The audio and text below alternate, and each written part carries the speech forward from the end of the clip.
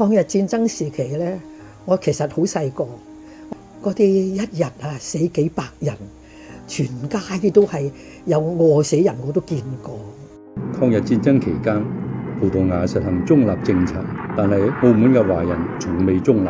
亦冇缺席過中華民族嘅抗日救亡運動。面對強敵，佢哋同祖國同呼吸、共命運，同仇敵愾，共赴國難。我高中再翻嚟澳門嘅時候咧，逐漸咧就認識到好多親歷嘅，甚至到咧打過游擊嘅朋友咧。咁我覺得澳門人真係呢一段歷史咧非常之光輝，而且咧係普通人想象唔到嘅。的確咧係經受咗一次血與火嘅洗禮。9·18事變後，澳門各界踴躍成立救災會，為祖國籌款捐書抗戰。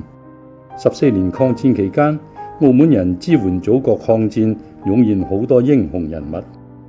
我哋能夠做到3個戰場都有澳門人嘅犧牲同貢獻。正面戰場好多人參軍，敵後戰場即係話共產黨所領導嘅敵後嘅游擊嘅戰場，我哋又出現咗好多英雄。甚至到國際戰場，即係話去緬甸騰衝嗰邊咧去進行支援嘅，亦都有血灑長空嘅空軍啊！澳門都有幾個抱住啲炸藥獻身嘅，我哋澳門有2個，好似紅色娘子軍咁樣，喺敵人威逼利誘、嚴峻嘅打擊底下，用烈火咧嚟燒死嘅，我哋澳門都有1個。直至1945年8月15日，日本宣布無條件投降，標誌住中國人民經過艱苦卓絕嘅抗日戰爭，終於獲得最後勝利。同年9月2日，日本簽署投降書，勝利嘅聲音迅速傳遍澳門。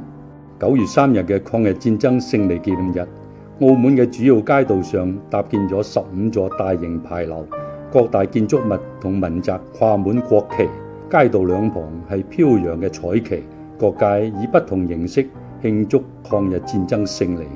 我哋睇到澳門人喺呢一場抗日戰爭裏邊咧，佢哋首先係受到深刻嘅教育，留低咗咁多好嘅故事咧，使到我哋都體會到我哋中國人能夠奮起，不單止能夠抵抗帝國主義嘅侵略，而且咧睇到我哋能夠建設我哋自己嘅祖國。今天咧能夠屹立於世界民族之林，而且仲可以同全世界嘅人民團結一道，去爭取世界嘅和平，推動世界嘅進步。